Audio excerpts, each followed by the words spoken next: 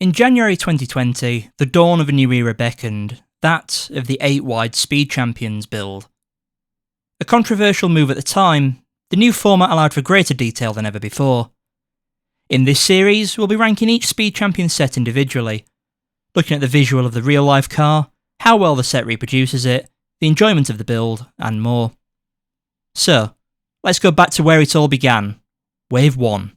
The legendary rally car itself, the Audi S1 Quattro, took a pioneering four-wheel drive system to championship glory and translates beautifully to LEGO.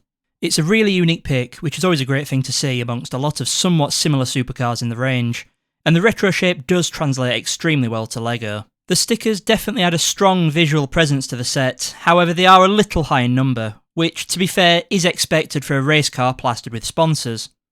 At least it's better than some.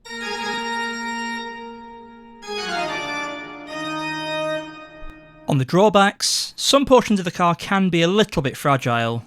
It likely won't be a problem for display collectors, but otherwise the odd piece can occasionally fall off, such as the headlights.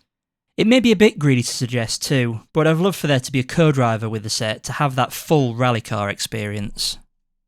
In the end though, this is simply a spectacular car and a spectacular model. This one goes straight to A tier. It simply wouldn't be a Speed Champions revival without Ferrari, and their choice to kick off the new 8-wide era is the Ferrari F8 Tributo, a very unusual but elegant design, and one that still stands out in the lineup even after 5 years. The distinctive look is almost definitely the biggest drawback of this set. The real-world car has a lot of curved surfaces, and while the set does a reasonable job of replicating it, I think it looks a tiny bit off on the front end and the wing mirrors too. The general shape though is very good, with the air vents being well sculpted in. There's also not too many stickers, with the ones that are present being fairly well utilised. There's also some really nice prints on the side of the 1x1 tiles which add to the styling. The build is also very engaging, with no overly tricky sections that might cause some builders difficulty. This one is a solid effort for the first Ferrari in the new Speed Champions range. B tier.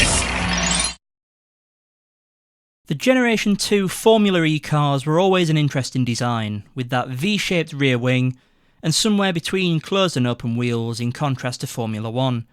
Safe to say this is another great choice for the lineup. As is a regular theme for the early reboot run of the Speed Champions, despite being an interesting design with some good part usage, it is a little blocky in places, with some of the more flowing parts looking a lot squarer in this rendition. It is, however, still a decent attempt at replicating what would be a very tricky design in LEGO, so it deserves some commendation there. The sticker usage is actually a lot lower than what you'd expect for a sponsored up race car, especially next to the Formula 1 cars, which is great. Unfortunately though, I don't know if it's just a bad batch of stickers I got, but the colour matching does leave a bit to be desired, both on this and the I-Pace from the same set. It'd be nice to see LEGO move to transparent stickers to prevent the transitions from being so obvious, such as here. This one's a great early version of an open wheel race car, with some limitations of the medium. This one goes in B tier. The Jaguar I-Pace E-Trophy was the race version of Jaguar's crossover SUV, designed to compete in a race series which supported Formula E for 2 seasons back in 2019 and 2020. While a bit of an out there selection, it absolutely makes sense with the Formula E car it was bundled with, and it's a real standout of the wave. The car itself might not be anything particularly bold, but this is an incredibly faithful recreation, and one that you'd be able to identify immediately as being the I-Pace. The build itself is relatively generic, with decent part usage, but no really exciting methods or Easter eggs like some of the cars have. It's just a solid all-rounder, and built like a brick, so it's excellent for kids who would like to play with it. The only area it does fall down in really is the sticker usage. Not only are the stickers noticeably off colour, but they're very overused for the side panels, with 5 separate stickers being used for the livery, when 2 at most would have done.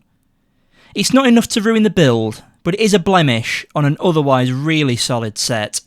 An under-the-radar car done to perfection. A true sleeper hit.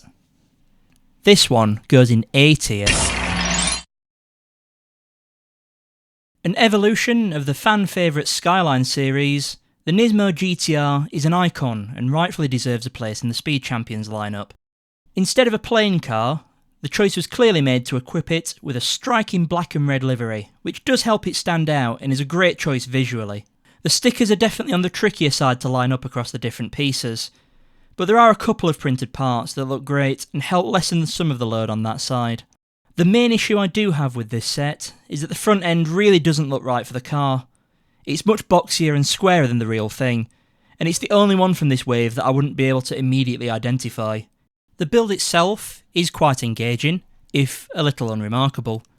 There's no particularly tricky sections, and when finished it is quite sturdy. This one's an iconic choice, brought down a little bit by the design. This one goes in D tier.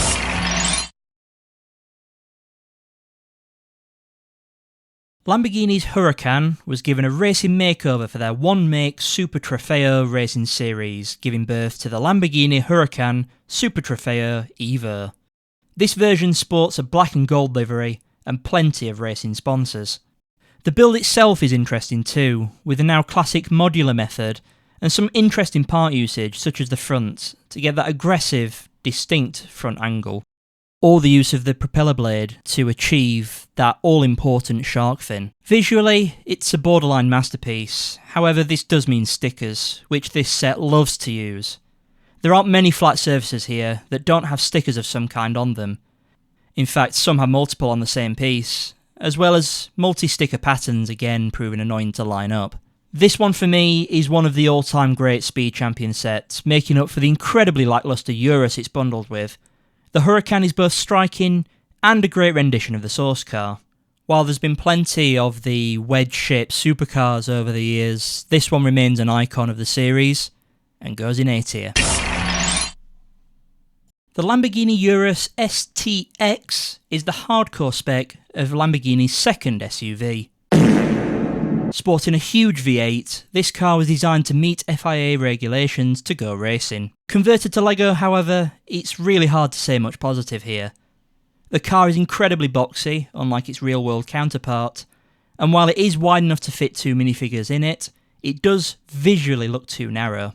The back end especially just doesn't look even close to being right, with the wheels sticking out to a genuinely absurd degree. Being the recipient of a racing livery, sticker usage is also fairly excessive, albeit not quite as bad as some others in the range. Again, there's a number of stickers that continue a pattern across several pieces, and that can be tough to line up. There's also a few missed opportunities in the design too, in my eyes. The bonnet could feasibly lift up and show an engine, and the roof, the entirety of which clips off for easy access, could have hidden features within the car instead of being entirely featureless. If I do have to find something nice to say, however, it's that there is an attempt here to do something interesting by giving the car a much more aggressive stance. It's not much, but it's certainly something. This one's a real miss, and just doesn't have the presence of the real-world car. This one goes in E tier.